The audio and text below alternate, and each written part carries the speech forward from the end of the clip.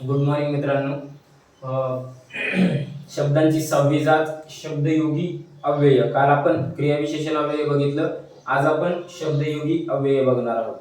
मित्रांनो, जेव्हा मी तुम्हाला शब्दांच्या जाती हे प्रकरण शिकवत होतो त्याच्यामध्ये तुम्हाला विकारी आणि अविकारी असे चार ज्या शब्दांच्या जाती होत्या त्या दाखवल्या होत्या आणि त्याच्यामध्येच मी तुम्हाला एक जात सविस्तर समजून सांगितली की नेमकं कशाला काय म्हणतात. आता त्यामध्येच मी तुम्हाला सांगितलं होतं की शब्दयोगी अव्यय म्हणजे काय. आता काल जे आपण क्रियाविशेषण अव्यय शिकलो बघा, मी तुम्हाला आधीच सांगितलं होतं मागे हे क्रियाविशेषण अव्यय आहे. मागे हे क्रियाविशेषण अव्यय. कसं मागे म्हणजे एक तर पूर्वी ते झालं कालवाचक, त्याने टाइम दाखवला, किंवा ह्यालाच आपण मागे हे जर ठिकाण दाखवत असेल, मागे विहीर आहे तर ते झालं स्थलवाचक. हा त्यातला फरक आहे. तो वाक्यामध्ये काय करतोय, शब्द तोच आहे. मागे हा जर काळ दाखवत असेल, मागे मी असं म्हणू शकतो आपण, मागे मी औरंगाबादला शिकत होतो. मागे म्हणजे खूप दिवसापूर्वी. आणि मागे विहीर आहे हे काय झालं स्थलवाचक. आता बघा मित्रांनो, वाक्यामध्ये जेव्हा हा शब्द बघा मागे हा शब्द वाक्यामध्ये सेपरेट येतो, जसं की मी आता मागे विहीर आहे हे वाक्य समजून आलं परीक्षेला. इथं मागे अंडरलाईन. हे काय झालं, मागे हे वाक्यामध्ये सेपरेट आलं, सेपरेट वाक्यामध्ये आलं आणि या ठिकाणी ते स्थळ दाखवते, ठिकाण दाखवते, म्हणून या ठिकाणी ते काय झालं मित्रांनो, स्थलवाचक क्रियाविशेषण अव्यय झालं. त्याचप्रमाणे जर मागे हा शब्द जर शब्दाला जोडून आला, बघा झाडामागे विहीर आहे. आता या ठिकाणी जर हे मागे हे शब्दाला जोडून आले, झाड या शब्दाला जोडून आले मित्रांनो, ह्याची व्याख्या अशी आहे की जे शब्द, शब्दयोगी अव्ययाची व्याख्या बघा, जे शब्द वाक्याचा अर्थ पूर्ण करण्यासाठी शब्दाला जोडून येतात, जे शब्द वाक्याचा अर्थ पूर्ण करण्यासाठी शब्दाला जोडून येतात अशा शब्दांना शब्दयोगी अव्यय म्हणतात. आता मला सांगा मित्रांनो, जर मी नुसतं झाड विहीर आहे असा जर शब्द घेतला तर हे वाक्य अर्थपूर्ण झालं का? नाही झालं. हे वाक्य अर्थपूर्ण करण्यासाठी मला ह्या झाड या शब्दाला मागे हा शब्द जोडावा लागला आणि तेव्हा मग झाडामागे विहीर आहे असं एक अर्थपूर्ण वाक्य माझ्याकडून तयार झालं. आणि हे वाक्य तयार होण्यासाठी मला झाड या शब्दाला एक शब्द जोडावा लागला आणि तो शब्द म्हणजेच शब्दयोगी अव्यय असतो. शब्दयोगी अव्यय वाक्यामध्ये एकटा कधीच येत नाही, तो कोणत्या ना कोणत्या शब्दाला जोडून येतो. त्यामुळं क्रियाविशेषण अव्यय आणि शब्दयोगी अव्यय याच्यामध्ये अजिबात कन्फ्यूज व्हायचं नाही. कुठलेही असो, पुढे काल मी सांगितलं होतं, पुढे मागे इकडे तिकडे, जेव्हा हे सेपरेट येतात तेव्हा ते क्रियाविशेषण अव्यय असतात आणि जेव्हा ते एखाद्या शब्दाला जोडून येतात तेव्हा ते शब्दयोगी अव्यय असतात. समजलं? क्रियाविशेषण अव्यय हेच, क्रियाविशेषण अव्यय जेवढे आहेत ना तेवढे सगळे शब्दयोगी अव्यय होतात. कधी? जर ते एखाद्या शब्दाला जोडले गेले तर.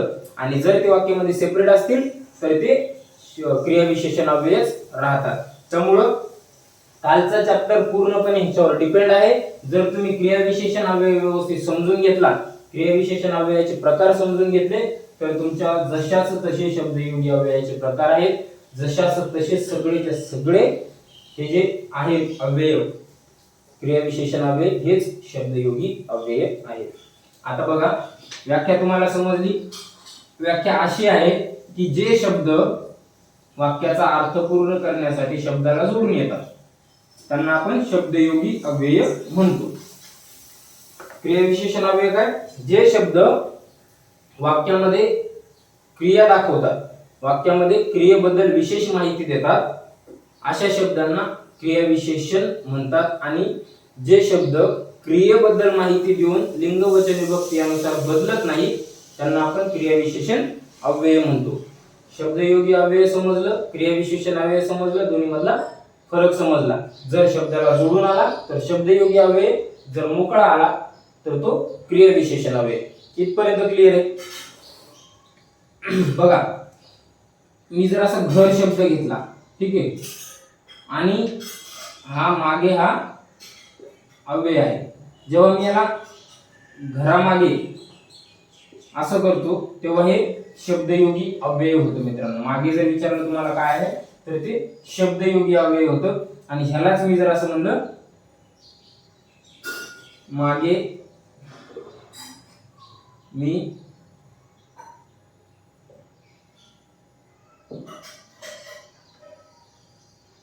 या गावाला आलो होतो.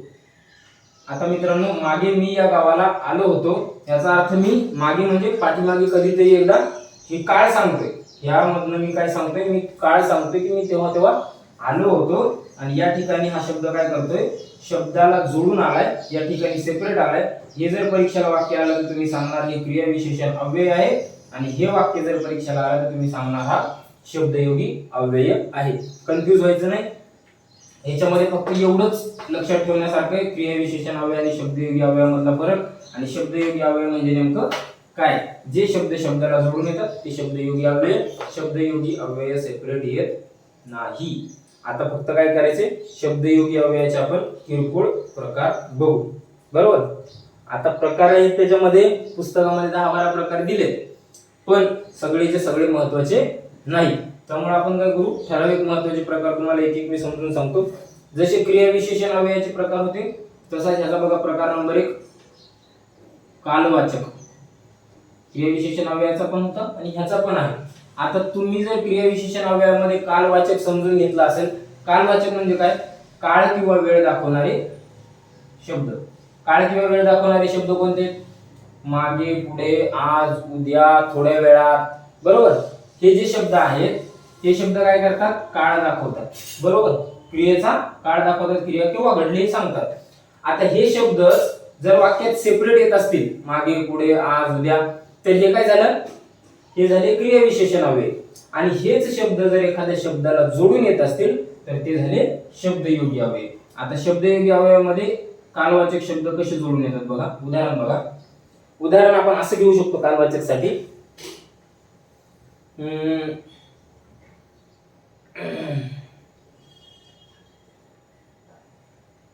आता हा शब्द जर मी घेतला बघा, नंतर, आपण नंतर बोलू, याचा अर्थ काय, थोड्या वेळात बोलू. म्हणजे याचा अर्थ काय, यानं काय दाखवलं आपल्याला, वेळ दाखवली नंतर या शब्दानं. आणि मी जर असं म्हणलं तर सूर्योदयानंतर उठू नये. सूर्योदयानंतर उठू नये हे जर वाक्य मी घेतलं तर मला सांगा हा शब्द शब्दाला जोडून आलाय. सूर्योदय ह्या शब्दाला नंतर हा शब्द जोडून आलाय. नंतर हा शब्द या ठिकाणी काय ठरतोय मित्रांनो, कालवाचक शब्दयोगी अव्यय ठरतो. कालवाचक शब्दयोगी अव्यय ठरते, कारण शब्दाला जोडून शब्द आलाय आणि त्यानं आपल्याला काळ सुचवलाय, काळ दाखवलाय, म्हणून तो कालवाचक शब्दयोगी अव्यय होय. काहीच अवघड नाही. क्रियाविशेषण अव्यय आणि हे दोन्ही चॅप्टर सेम आहेत, त्यामुळे इकडे वेळ द्या, तिकडे वेळ द्या, दोन्हीकडे वेळ द्या, ऑटोमॅटिक समजा डिपेंड आहे. हा त्याच्यावर तो त्याच्यावर. त्यामुळे मित्रांनो मराठीमधलं प्रत्येक प्रकरण हे एकमेकावर थोडं ना थोडं डिपेंड आहे. सगळ्यांचा व्यवस्थित अभ्यास केला की ऑटोमॅटिक तुमचा स्कोर वाढणार आहे. पुढे बघा स्थलवाचक. आता स्थलवाचक मध्ये साहजिकच स्थल म्हणजे काय, ठिकाण. आता स्थलवाचक क्रियाविशेषण अव्यय होते तिकडे पण, आता इथं स्थलवाचक शब्दयोगी अव्यय. तेव्हा ते स्थलवाचक क्रियाविशेषण अव्यय काय करायचे, ठिकाण दाखवायचे. आणि हे पण ठिकाणच दाखवणार. हे काय करणार, ठिकाण दाखवणार. फक्त फरक हा की ते वाक्यामध्ये मोकळे सेपरेट असणार आणि हे वाक्यामध्ये एखाद्या शब्दाला जोडून येणार. स्थलवाचक म्हणजे ठिकाण दाखवणारे शब्द. आता ठिकाण दाखवणारे शब्द कसे बघा. समजा मी असं म्हणलं, बाहेर, मागे, पुढे, इथे, तिथे. बरोबर. हे शब्द ठिकाण दाखवत आहेत. आणि आता हेच शब्द जर जोडून आले, समजा मी असं म्हणलं, मंदिरासमोर माझे घर आहे. आता मित्रांनो मंदिरासमोर या ठिकाणी जर समोर हा शब्द काय करतोय, ठिकाण दाखवते. समोर, मंदिराच्या समोर ठिकाण दाखवते आणि हा मंदिर या शब्दाला जोडून आलाय, म्हणून हा स्थलवाचक शब्दयोगी अव्यय आहे. काय आहे? स्थलवाचक शब्दयोगी अव्यय. स्थलवाचक ठिकाण दाखवतात आणि ते ठिकाण दाखवणारे शब्द जर शब्दाला जोडून आले तर ते स्थलवाचक शब्दयोगी अव्यय ठरतात. समजलं? पुढे बघा, प्रकार नंबर 3 काय आहे? करणवाचक. करणवाचक. आता मित्रांनो, करण आपण विभक्तीमध्ये शिकलोय. करण मध्ये मी तुम्हाला सांगितलं, करण म्हणजे काय? क्रियेचं साधन. क्रियेचे साधन. आता साधन म्हणजे काय? एखाद्या गोष्टीचं सपोर्ट घेऊन किंवा त्या गोष्टीने केलेली क्रिया. जेव्हा एखादा शब्द, बघा, एखादा शब्द आपल्याला असं दाखवते की ह्या गोष्टीपासून मी ती क्रिया केली, म्हणजे क्रियेचं साधन. तुम्ही आता समजा तुम्ही लक्षात घ्या, लिहितोय मी. लिहिण्याचं साधन काय आहे? हा पेन आहे ना. हा पेन लिहिण्याचं साधन आहे. करण म्हणजे साधन. आता साधन मध्ये कसे शब्द येतात? समजा मी असं म्हणू शकतो, पेनीमुळे लिहिणे शक्य झाले. असं म्हणू शकतो मी, पेनीमुळे लिहिणे शक्य झाले. म्हणजे क्रियेचं साधन हे आहे आणि ह्याच्यामुळे, ह्या पेनीमुळे, म्हणून हा जो मुळे शब्द आहे हा काय करतोय? हा आपल्याला क्रियेचं साधन सांगतोय. क्रियेचं साधन सांगतोय आणि ह्याच्यामुळेच आपण लिहिणं शक्य झालं, म्हणून हा शब्द शब्दाला जोडून आलाय. बघा, पेनीमुळे, पेन ह्या शब्दाला मुळे हा शब्द जोडून आलाय. त्याच्यामध्ये जे शब्द आहेत ते कसे आहेत बघा? त्याच्याद्वारे, त्याच्याकडून, त्याच्या हाती, त्याच्यामुळे.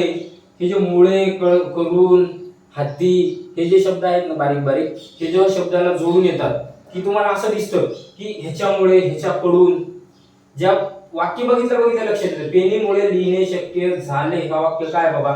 या वाक्यामध्ये काळ दाखवलाय? नाही दाखवलाय. ठिकाण दाखवले? नाही दाखवले. या वाक्यामध्ये काय दाखवले? पेन. पेन हे साधन आहे आणि त्याच्यामुळे, साधनामुळे लिहिणे शक्य झाले, म्हणून हे क्रियेचं साधन आहे. हे करणवाचक शब्दयोगी अव्यय आहे. हा शब्दाला जोडून आलेला जो मुळे हा शब्द आहे तो करणवाचक शब्दयोगी अव्यय आहे.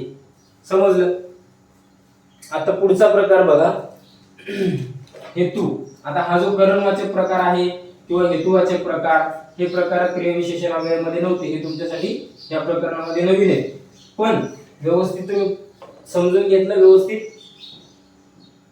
पुस्तकातून अभ्यास केला तर तुम्हाला हे पण जड जाणार नाही. बघा आता, हेतुवाचक. आता हेतुवाचक मध्ये बघा काय असतं? वाचल्याबरोबर तुमच्या लक्षात काय आलं? हेतू. हेतू म्हणजे काय? उद्देश. उद्देश. काहीतरी उद्देश, काहीतरी उद्देशासाठी जे शब्द येतात, काहीतरी उद्देश दाखवण्यासाठी जे शब्द येतात आणि ते शब्द शब्दाला जोडून येतात.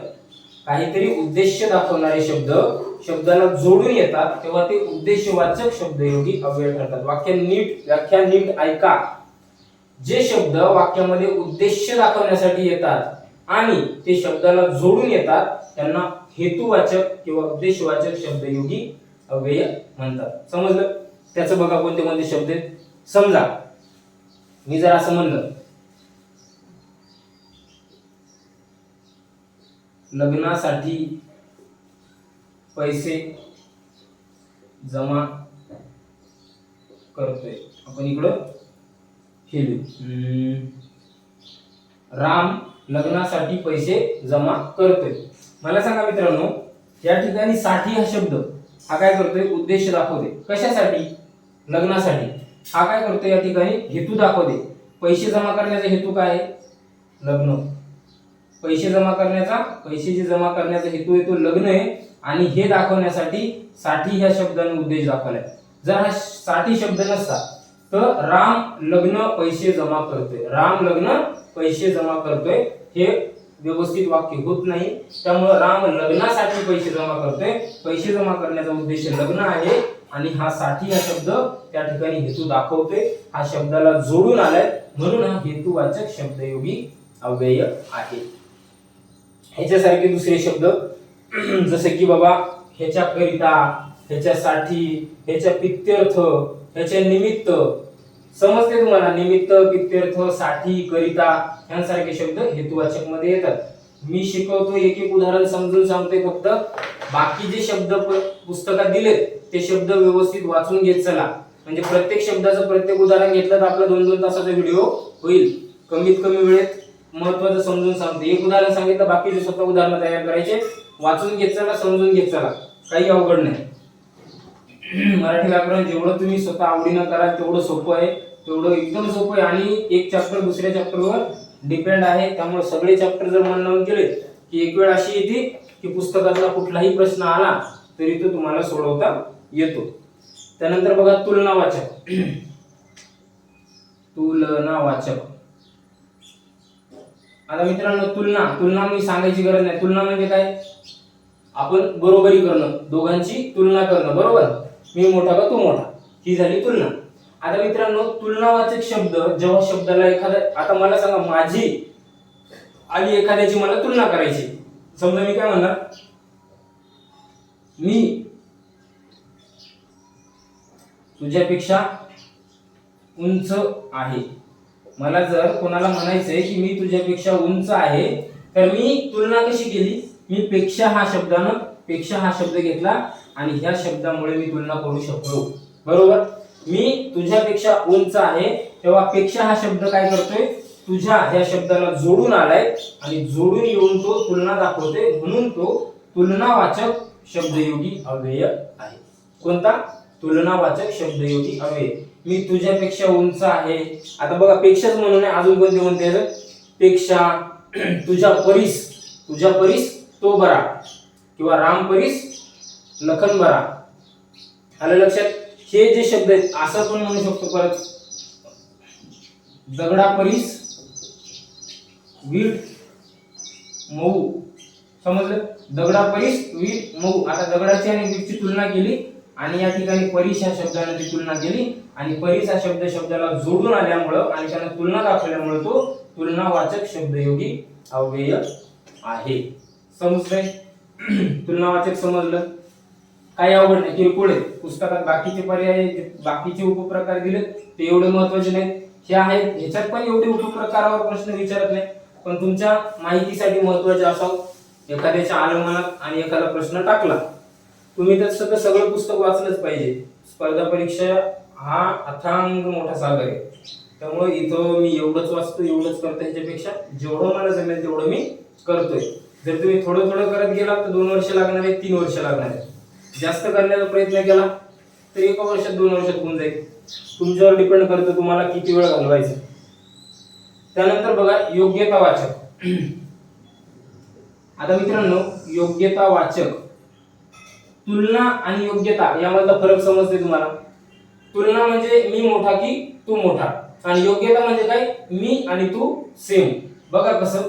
आता मला सांगा, मी जर एखाद्या गोष्टीची माझी तुलना दुसऱ्या बरोबर करतोय तर त्याच्यात आणि माझ्यात काहीतरी साम्य आहे, म्हणून मी तुलना करतोय, बरोबर? साम्याची वेगळी, तुलना वेगळी, साम्य वेगळं.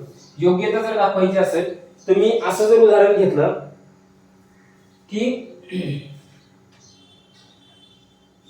रक्तासारखे चंदन. याचा अर्थ काय? चंदन आणि रक्त ह्या 2 गोष्टीची मी काय केली? बरोबरी केली. मी या दोघांमध्ये कमी जास्त दाखवलं का? रक्तापेक्षा चंदन लाल किंवा चंदनापेक्षा रक्त लाल, हे जर आलं तर ते अगोदर तुलनावाचक मध्ये येतं. पण मी काय म्हणतो? रक्तासारखे चंदन, दोघांमध्ये मी साम्य दाखवते. रक्तासारखे चंदन या दोघांमध्ये साम्य काय? लाल कलर साम्य आहे. तर रक्तासारखे चंदन, तर ह्या सारखे शब्दाने काय केले? या दोघांची बरोबरी दाखवली, या दोघांची योग्यता दाखवली. रक्ताची काय योग्यता आहे, चंदनाची काय योग्यता आहे, हे सारखे या शब्दाने दाखवली. आणि सारखे हा शब्द रक्त या शब्दाला जोडून आलाय. आणि आपण आधीच बघितलं की जे शब्द शब्दाला जोडून येतात आणि ते 2 शब्दांमधली योग्यता दाखवतात त्यांना आपण शब्दयोगी अव्यय म्हणतो. कोणती शब्दयोगी अव्यय? योग्यतावाचक शब्दयोगी अव्यय म्हणतो. इथपर्यंत क्लिअर आहे? काय अडचण याच्यामध्ये? मित्रांनो, अतिशय सोपं प्रकरण आहे, अतिशय छोटं प्रकरण आहे. पुस्तकामध्ये व्यवस्थित समजून घ्या, करून बघा, तुम्हाला अडचण येणार नाही. किरकोळ आहे याच्यामध्ये. फक्त आता काय करा, तुम्ही व्यवस्थित पुस्तक समजून घ्या, पुस्तकातून वाचा. आता बघा, तुम्हाला जर परीक्षेला एक उदाहरण मी सांगतो. आपण विभक्ती शिकलोय. मी जर म्हणलं मी रामाला भेटवस्तू दिली, बरोबर, मी रामाला भेटवस्तू दिली. या ठिकाणी ला हा शब्द काय करतोय, विभक्तीचं कार्य करतोय मित्रांनो, बरोबर. ही चतुर्थी विभक्ती, दान देण्याची क्रिया आहे, चतुर्थी विभक्ती. आणि ह्याच वाक्यात जर म्हणलं मी रामासाठी भेटवस्तू आणली. आता मित्रांनो या ठिकाणी साठी हा शब्द काय करतोय, रामासाठी, साठी कोणासाठी आणली, रामासाठी आणली. साठी हा शब्द काय करतोय, शब्दयोगी अव्ययाचं काम करतोय या ठिकाणी, की बाबा मी रामासाठी भेटवस्तू आणली. हा काय दाखवते या ठिकाणी, उद्देश दाखवते, आपल्याला हेतू दाखवते. हेतू म्हणजे परीक्षेला प्रश्नाला मी रामासाठी भेटवस्तू आणली, या वाक्यातील साठी या शब्दाला किंवा रामासाठी या पूर्ण शब्दाला अंडरलाईन असेल आणि तुम्हाला विचारलं शब्दाची जात सांगा, तर पहिलं तुमचं उत्तर असेल हे शब्दयोगी अव्यय आहे. आणि त्याचा उपप्रकार जर विचारला असेल तर तुमच्या लक्षात आलं पाहिजे भेटवस्तू कोणासाठी आणि रामासाठी, ह्याच्यामध्ये हेतू आहे. हेतू काय आहे, रामासाठी भेटवस्तू आणल्याचा, म्हणून मग हा काय झाला, हेतुवाचक शब्दयोगी अव्यय होय. हेतुवाचक शब्दयोगी अव्यय. ह्या प्रकरणामध्ये काहीही विशेष नाही. प्रकरण व्यवस्थित करा, समजून घ्या, अभ्यास करा. जर अभ्यास केला, आताच काल जी आर आलाय, जी आर आल्यामुळे मित्रांनो महिन्या 2 महिन्यात तुमची भरती निघण्याचे चान्सेस आहेत. लवकरच तुमची भरती निघेल. येणारा सुवर्ण काळ आहे, आई बाबाचे स्वप्न पूर्ण करायचे, त्यामध्ये हलगर्जीपणा नको, कंटाळा नको. काही अडचणी असतील, आम्ही तुमच्या सोबत खंबीर आहोत. बॅच जरी संपली आपली तरी तुम्ही टच मध्ये राहा, तुम्हाला सगळ्या गोष्टी आम्ही सांगू. फक्त जे सांगितले ते व्यवस्थित करा, प्रयत्न करा, बिनधास्त. माझा उद्देश काय आहे की प्रत्येक विद्यार्थ्याला चांगला स्कोर यावा, चांगले मार्क मिळावे. आणि बाकीच्या सारखं बघा, तुम्ही आज युट्यूबला तुम्ही कुठेही गेलात तर तुम्हाला ते शिक्षक भारी वाटतात, जो जोक मारतात, कहाण्या सांगतात, गोष्टी सांगतात. मित्रांनो अभ्यास सोडून बरेच शिक्षक असे आहेत की लेक्चरचा जो 1 तास आहे त्यातला अर्धा तास फक्त गप्पा मारण्यात घालवतात, अर्धा तास गप्पा मारण्यात घालवतात आणि अर्धा तास शिकवून जातात. ह्याच्यामुळे निव्वळ ह्या गोष्टीमुळे तुमचं 4-4 महिने एक बॅच चालते, 6-6 महिने एक बॅच चालते. पण मित्रांनो स्वप्न साकार अकॅडमी थ्रू मी सोनवणे सर आम्ही सिद्ध करून दाखवतो की मराठी व्याकरण हा 2 महिन्यात संपू शकतो, गणित 2 महिन्यात संपू शकतं आणि बुद्धिमत्ता 1.5 महिन्यात संपू शकतं. यात काहीच शंका नाही. आणि ते पण एवढं व्यवस्थित आणि उपप्रकारांसहित. असं नाही की घाई गडबडी. तुम्ही बघताय, तुम्ही शिकताय, तुम्हाला जर वाटत नसेल की बाबा ही गडबड चालली आहे, खरंच एवढं गडबडीत नाही शिकवलं पाहिजे, तर तुम्ही मला मेसेज करा. पण जर तुम्हाला वाटत असेल की व्यवस्थित शिकवते आणि ह्याच स्पीडनं सर शिकवा, तर आपण मी शब्द देतो 2 महिन्याच्या आत आपलं मराठी संपेल. त्यानंतर आपण पूर्ण प्रकरणावर व्याकरण चालवा. व्याकरण चालवा म्हणजे काय, कोणतंही एक वाक्य मी दिलं, एखादं वाक्य मी असं दिलं त्याच्यामध्ये 5-6 शब्द आहेत, त्या 5-6 शब्दामधला प्रत्येक शब्द कशासाठी वाक्यात आलाय, त्या शब्दाला काय आहे, तो क्रियापद कोणतं, कर्म कोणतं, कर्ता कोणता, त्याला विभक्ती कोणती लागली, त्याच्यामध्ये शब्दयोगी अव्यय कोणता आहे, त्याच्यामध्ये क्रियाविशेषण अव्यय कोणता आहे, त्या वाक्याचा प्रयोग कोणता आहे, त्या वाक्याचा प्रयोग बदलायचा कसा, त्या वाक्यामध्ये संधी कशी आहे, संधिवाचक शब्द कोणते आहेत, त्या संधीचा विग्रह कसा करायचा, त्याच्यामध्ये सामासिक शब्द कोणते आहेत, सामासिक शब्द म्हणजे काय, त्याच्यामध्ये शब्द म्हणजे पूर्ण शब्दाची, पूर्ण वाक्याची काना मात्र्यासहित, उच्चारासहित एकच वाक्य दिलं की त्याच्यामध्ये तुम्हाला पूर्ण त्या वाक्याचा म्हणजे खोल फिटिंग म्हणतो ना आपण, तशी खोल फिटिंग करू आपण त्याची डायरेक्ट. अशा प्रकारे पूर्ण मराठी तुमचं परफेक्ट होईल आणि तुम्हाला प्रत्येक शब्दाचं नॉलेज येईल. तोपर्यंत फक्त काय करा, प्रामाणिकपणे दिलेल्या गोष्टी करत जावा, टास्क पूर्ण करत राहा, अडचणी येतील ते विचारत राहा. बाकी बेस्ट ऑफ लक.